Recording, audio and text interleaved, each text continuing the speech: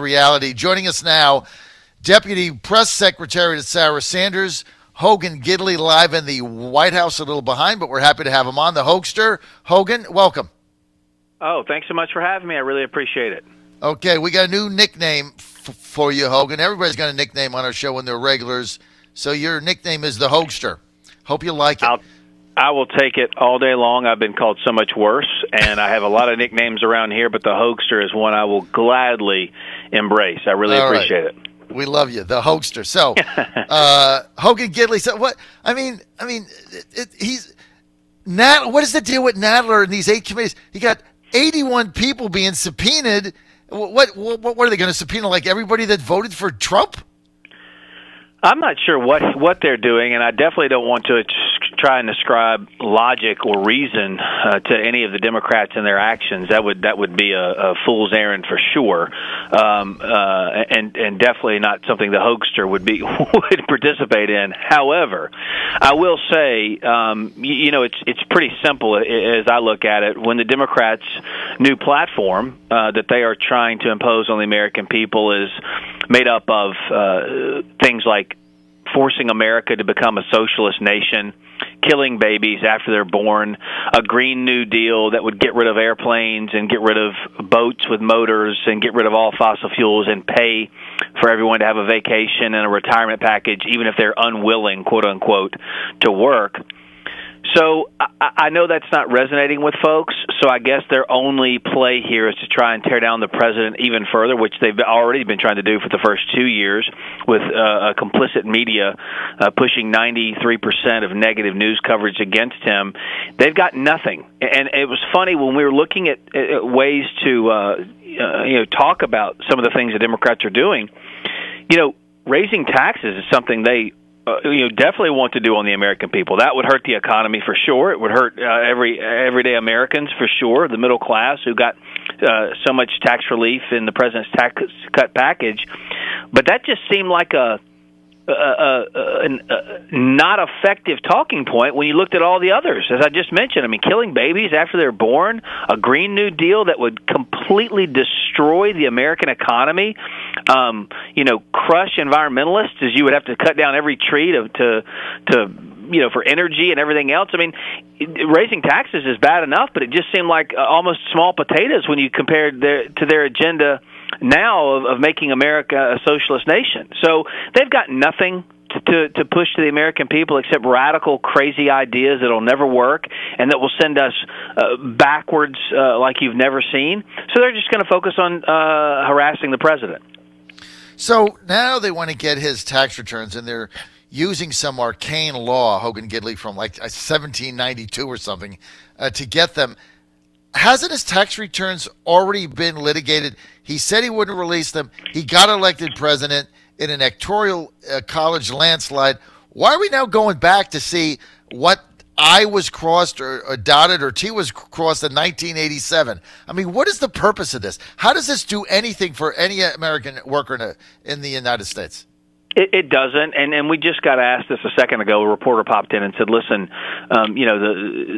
these Democrats, won an election. Now they control the House, and they ran on oversight." I said, "No, they didn't. What they ran on was working with the president. They won in Trump districts, saying they would work with the president to fix infrastructure, to fix our health care crisis, to work on national security issues, to work on immigration. That's what they said they ran on, or that's what they ran on, I should say. That's what they said they wanted to do, and they're not doing any of it. They're pushing all these crazy notions and going back in time, as you just said, over things that have already been litigated. And it was such a I remember when they were trying to push it during the campaign, it was polled so low, like no one even cared about that.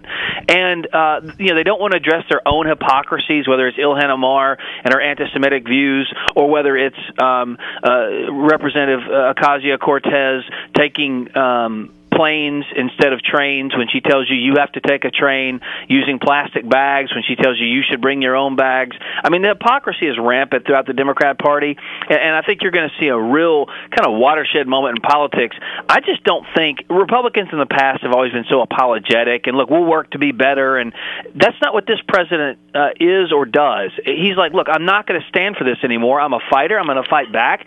And I think you're going to see the White House, I think you're going to see the president go on a full assault here for this ridiculousness. And as you just said, Nadler and folks are pushing things that, one, they know we can't answer for legal reasons, and two, they know we don't even have the documents they're requesting. They're doing it purely to play political games here because they know they can't get any satisfaction on it, and that's what they're going to try to do, is just tear down the president. And it's shameful, and it's ridiculous, and it's counterproductive to what they said they wanted to do when they got to office, which is actually work to get some things done for the American people.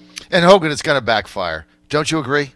In 2020, I don't see how it doesn't. I mean, to now be on the record saying America should be socialist.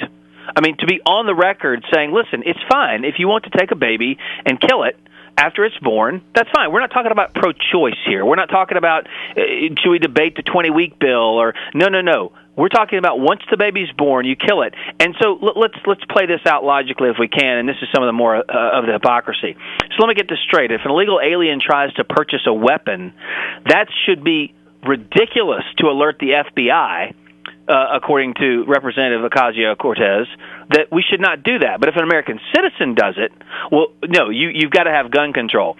If someone comes to the border, a mother, and drops a baby off into our country, they want 100% the same rights for that baby who is an illegal alien as for our own children. But if you're born in a hospital, the doctor has the right to set you aside and talk to the mother and say, should we kill it or not? I mean, these are crazy notions that they're talking about here, and they are full-on embracing them, and now they're full-on pushing them on the American people. We've got to have a kind of a, I hate to use the phrase, but we have to have a come-to-Jesus moment in this conversation, because Democrats have kind of been whispering about these things in the past, and Republicans have said, listen, this is what they actually want. They want to kill babies. No, they don't. And they want to make Americans socialist. No, they don't. And now all of a sudden, we are seeing what Republicans have known for decades. This is what they want for this country, and they're trying to get it, and I think we should stop it every chance we get. Absolutely. I mean, it's absolutely insane. Sorry, I'm a little fired up today. I can see that, Hogan. We're with the hoaxer Hogan Gidley. He's the deputy press secretary for President Trump, calling today from the White House. Hogan, I tell you mentioned something earlier that has gone under the radar screen because it's been bagged by the fake newsers, which run around your White House office, except me. The fake newsers not even picking this up. The Democrats resisting a simple legislation that says if you're an illegal immigrant and you attempt to buy a firearm, that is reported to the FBI. Now, if you're a U.S. citizen, they want you to do that. But I guess if you're an illegal alien here illegally, you're supposed to get more Second Amendment rights than a U.S. citizen. How the hell does that work? But this is exactly, again, what they've been whispering about at cocktail parties that they refuse to say from the political podium. Now they are saying exactly what we've been telling you, which is they are giving more rights to people who are here illegally and unlawfully as opposed to American citizens. It is absolutely ludicrous. They don't want them to be arrested by ICE agents. They don't want them to be deported by Customs Border Protection and DHS. But if you commit a crime in this country and you're an American citizen, oh, you're going to jail. If you're an illegal alien, no, you shouldn't go to jail.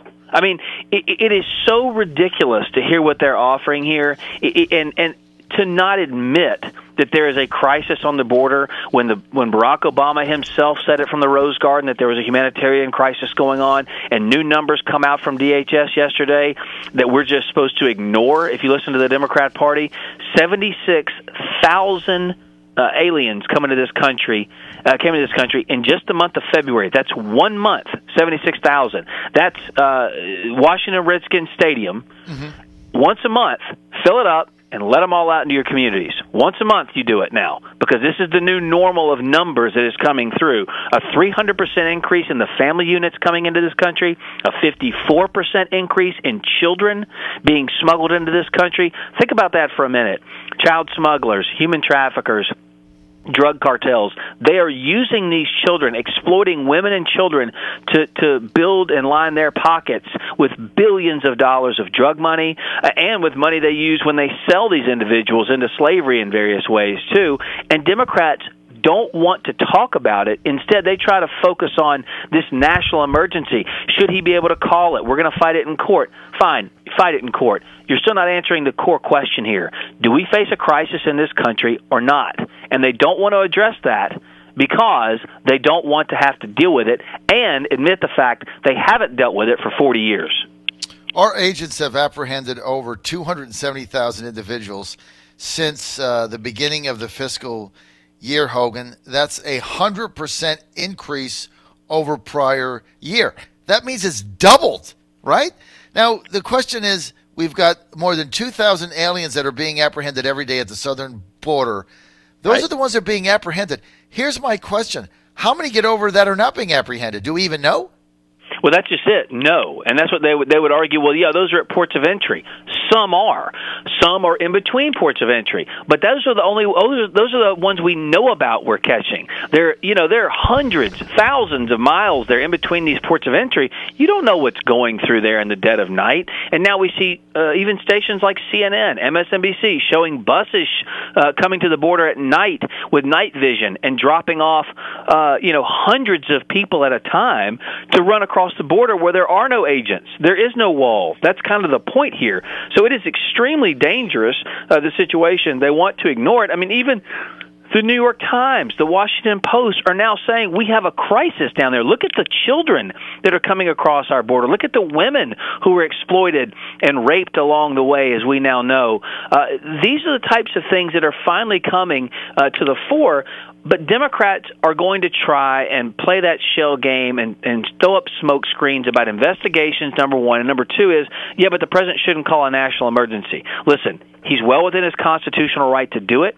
Not only is it necessary and right, it is also legal. But if you don't like it, if you don't like the constitutional statute that allows him to do it, A, you can overturn that, or B, you should fix the problem yourself. They've done neither. All right, then let's go to the national emergency as our final question here. The House voted for a resolution to reject it. That appears it's going to happen in the Senate also. But the reality of this is it gets to the president's desk. He vetoes it. They don't have 2/3. So at the end of the day, even with the fanfare of CNN jumping up and down, who cares?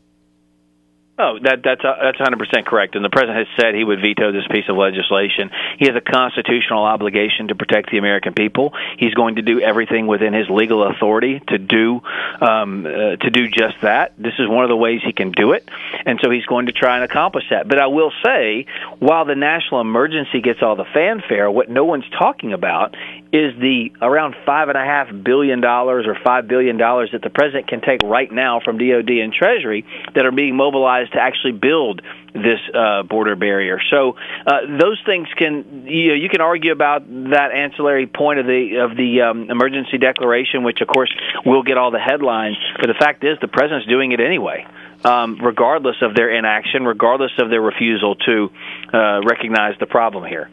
So he's already got $5.5 billion. That is being spent right now on the construction.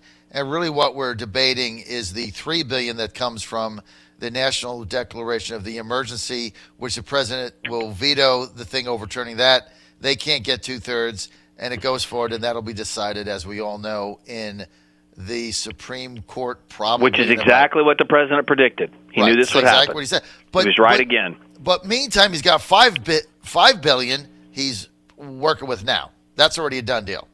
Correct. Right. All right, Hogan, Correct. we're out of time. The Hoaxster, Hogan Gidley, Deputy White House Press Secretary for President Trump, with us today live from the White House. Hogan, thanks for being with us. I know you had some meetings today and you had to squeeze me in. I really appreciate it, and so do our listeners. Thank you very much.